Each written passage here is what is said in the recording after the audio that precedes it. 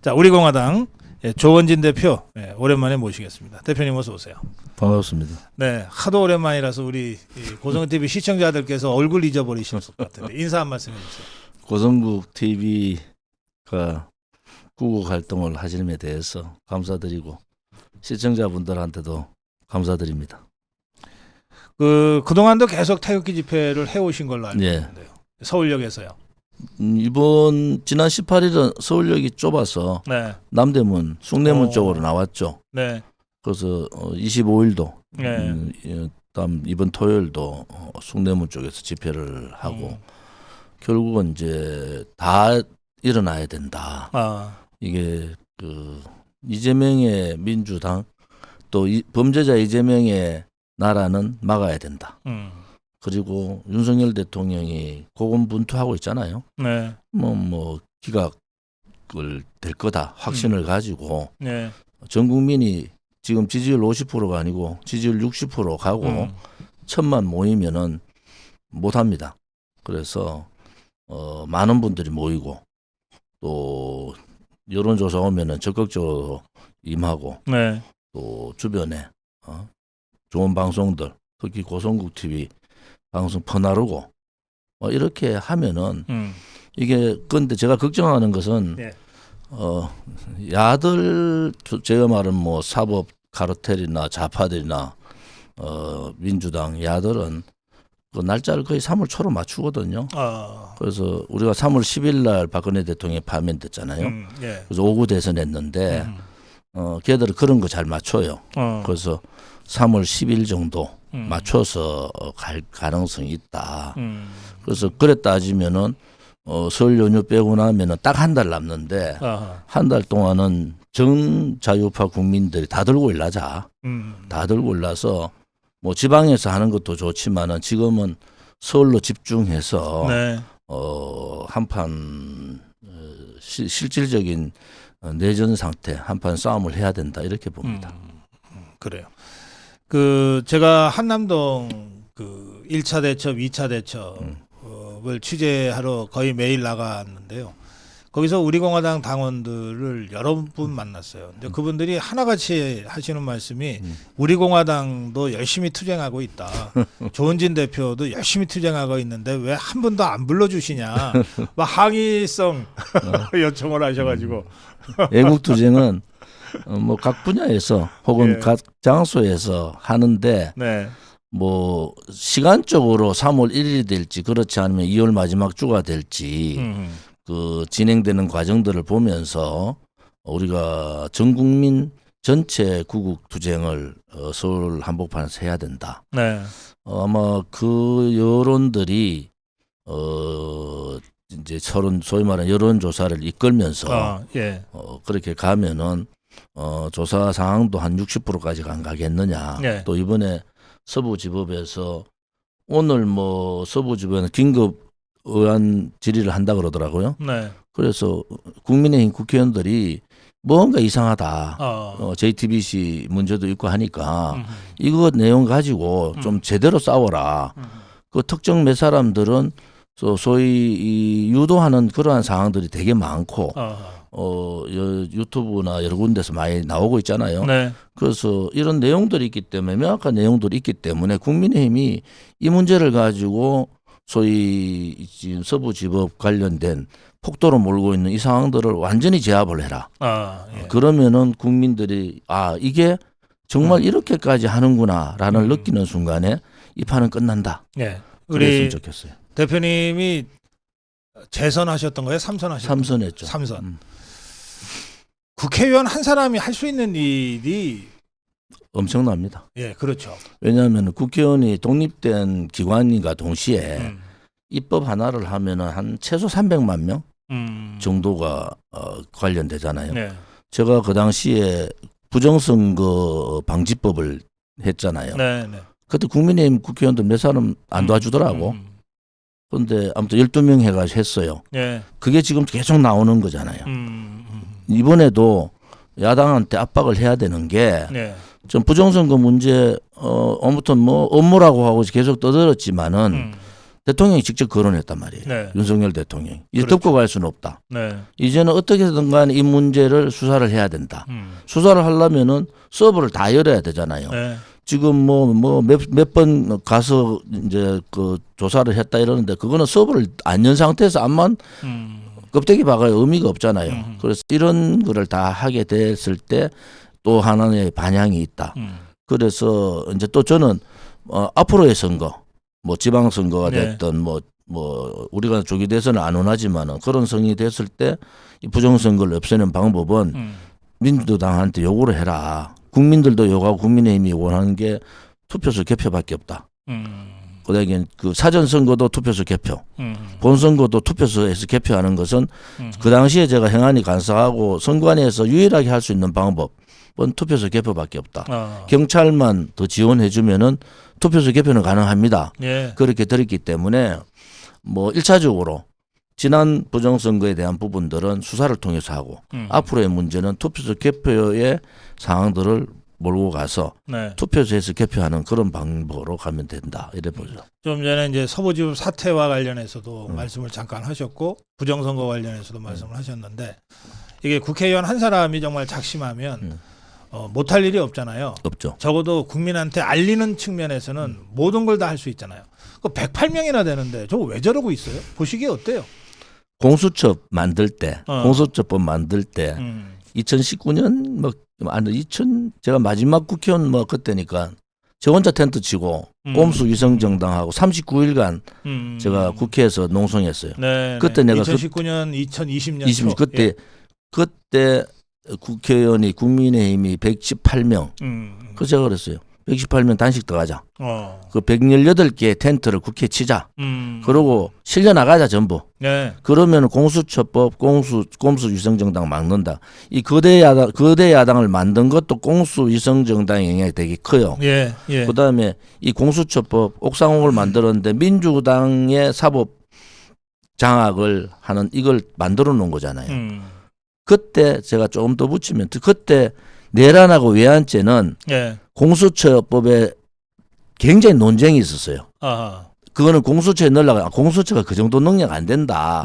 뭐 35명, 뭐 40명까지 어떻게 내란 외환을 조사하냐. 네. 이런 논쟁이 있다가 이거를 수사권을 경찰에 넘긴 거예요. 네. 여기서부터 시발이 되잖아요. 그 경찰한테 수사권을 넘길 때 그냥 넘긴 게 아니고 엄청난 논쟁을 통해서 논쟁했죠. 경찰에 넘겼다. 거기에 10수년간 최소한 논쟁. 그러면은 수사권. 그 조정. 수사권 문제를 경찰에 넘긴 거는 합의해서 넘겼잖아요. 네. 지금 이 모든 발단이 공수처가 저렇게 조급하게 하는 것은 짬짬이 된 거잖아요. 더불어민주당하고. 네. 그러면은 공수처가 자기가 수사권이 없는 거를 수사를 하겠다. 그 직무유기를 수사한다. 네. 그거 가지고 내란을 수사한다. 그래서부터 불법을 행하잖아요. 그런 그 불법이 체포영장, 구속영장 전부 불법. 네. 이런 상황으로 가기 때문에 국민들이 이제 안 속는 거죠. 네. 8년 전에 속아서 정말 지켜주지 못했다. 정말 미안하다는 마음이 국민들 마음에 있단 말이에요. 그러다가 예. 이번에도 속아. 그런데 속으면 어떻게 되지? 그때는 문재인 때는 속아서 문재인이 나라 말아 먹겠어. 그래도 저 인상 보니까 괜찮은 것 같은데. 그런데 나라 국가는 다 틀렸잖아요. 그 다음에 악법 만들려고 헌법까지 바꾸려고 했다가 자유를 빼고. 그런데 일단 국민들이 막았다고. 네. 그런데 이 이재명은 벌써 다 드러났잖아요. 네. 23개의 대통령이 거부한 법안. 그 법안만 통과되면은 그냥 사회주의 가는 겁니다. 그러기에 이제 국민들이 윤석열 대통령이 거부한 23개 법안이 통과가 되면은 그중에 대표적인 게 노란봉투법, 노조 세상이 되는 거예요. 양곡법, 그냥 돈 그냥 풀어주는 거야. 방송상법, 방송을 거의 좌파 시민단체가 장악하는 거잖아요. 그래 되면은 그다음에 민주화 유공자법, 4.3이나 여순 이 문제를 전부 민주유공자로 간다는 거고, 그다음에 80년도 민주화 투쟁에 우리가 말하는 5.8 9세대들 또 민주화 유공자로 다 들어간다는 거 아닙니까? 네. 그거가 통과가 됐을 때 나라가 어떻게 되겠느냐. 이제는 현실로 다가왔잖아요. 그래서 국민들이 깨달은 거죠. 이거 큰일 났다. 그래서 윤석열 대통령 지켜야 되고 또 지키려고 하는데 본인이 마음이 없으면 안 되는데 싸우겠다는 투쟁의 의지가 있단 말이에요. 예. 그래서 이런 부분들이 합쳐져서 국민들을 깨치고 있다. 특히 2030 고맙게도 우리 청년들이 앞장서서 예. 도와주는데 고맙다 지금 생각하죠. 그 법안 말씀을 하셔서 이렇게 말씀드릴 수 있겠어요. 어떻게든 이 윤석열 대통령을 탄핵하고 조기 대선으로 가면 이재명이가 대통령이 될 거라고 좌파들은 생각해요. 그러면 문재인 때처럼 되는 거예요.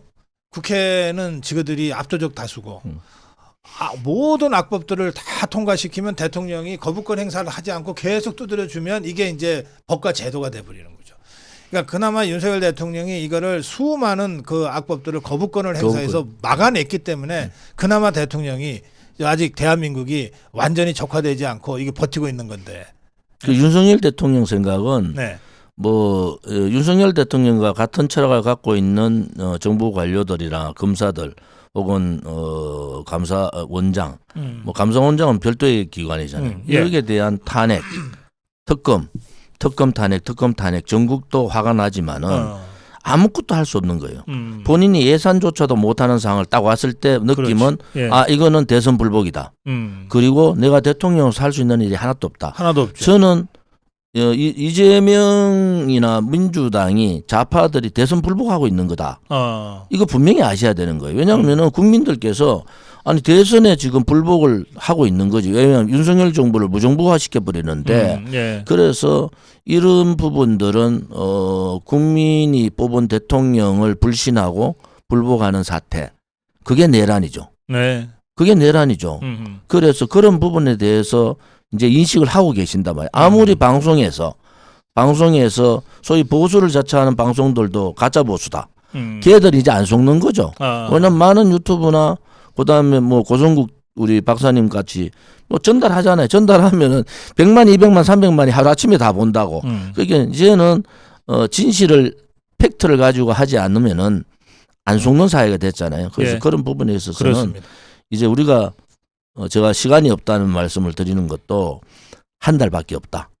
이제 국민들께서 이재명의 나라가 아니고 정말 자유민주주의 나라에 살고 싶으신 분들 다 들고 올라야 된다. 네. 이런 말씀을 드리고 우리 싶어요. 조은진 대표가 윤석열 대통령이 탄핵 심판에서 직접 변론을 하게 되면 국민 여론에 엄청난 변화를 이끌어낼 것이다. 이렇게 주장을 했는데 실제 변론을 어제 그저께 이제 시작을 했어요. 그리고 오늘도 변론하러 출석한다는 건데 이렇게 생각하신 이유가 뭐예요?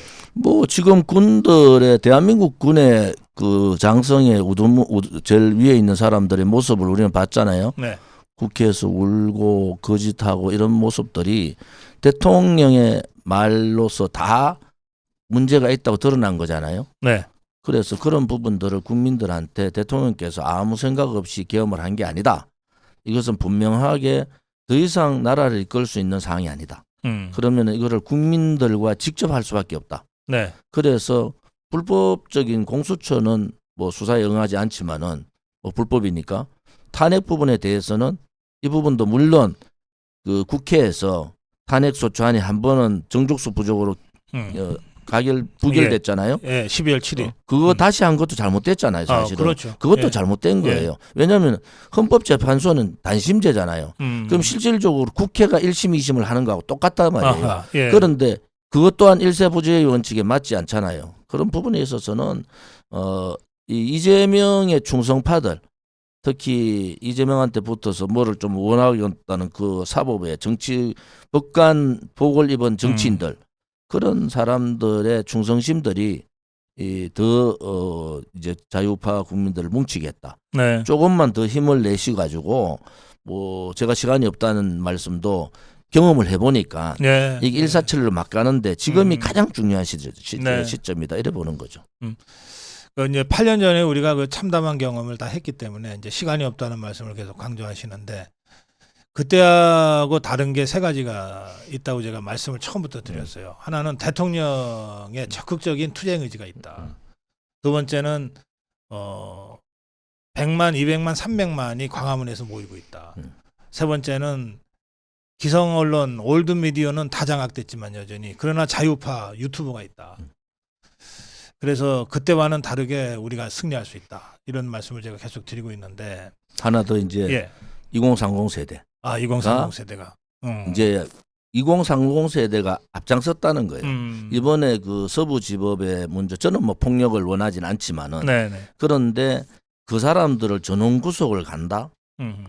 거기에 대한 저항은 엄청날 거예요. 네. 이게 2030들의 저항은 동질감이지거든요. 그렇습니다. 예. 내 친구들을 내와 같은 생각을 가진 사람을 다 집어넣었어. 그러면 그 원인을 왜 얘기 안 하냐? 불법 탈법은 누가 했어요? 아니 공수처가 했잖아. 공수처하고 경찰 국수본이 한 거 아닙니까? 그럼 불법 탈법에 저항한 거잖아요. 네. 물론 폭력은 안 된다고 하지만은 그런 사람들을 그다 다 초범이고 젊은 사람들을 다 영장을 청구해서 그냥 감옥 보낸다. 이 문제는 또 다른 문제라고 저는 보거든요. 예. 그런 부분에 있어서는 우리 국민들께서 지금부터는 눈을 크게 뜨고 귀를 열고 그렇게 하셔야 될 것 같아요. 이 댓글창에 우리 조원진 대표 오랜만에 모셨더니 너무들 좋아하시고 왜 자주 안 불러주냐 그러시는데 아니 저희가 자주 안 불리는 게 아니고 워낙 일정이 빡빡해서 조율이 잘 안 돼요.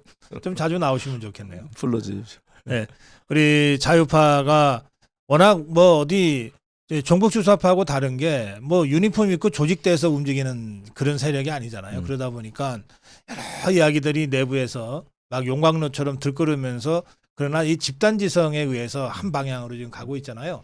이 자유파 국민들께 오늘도 헌재 앞에서 또 수만 명이 모일 거고 토요일 날은 아까 남대문 숭례문 앞이라고 우리 공화당 집회를 말씀하시는데 몇 시인가요? 저희들 12시부터. 예, 12시부터 그리고 1시부터는 이제 광화문에서 그것은 이제 집회 마치고 예. 헌재까지 행진해서 예. 헌재 앞에서 2부 집회. 그래요. 기왕 가실 거면 광화문 쪽으로 해서 가시면 좋겠어요. 다 함께 어울려 가는 그 크게 하니까 예. 우리가 가면 방해될까 봐 약간 비켜가죠. 알겠어요. 예, 우리 자유파 국민들께 마무리 한 말씀 해주시면 좋겠습니다.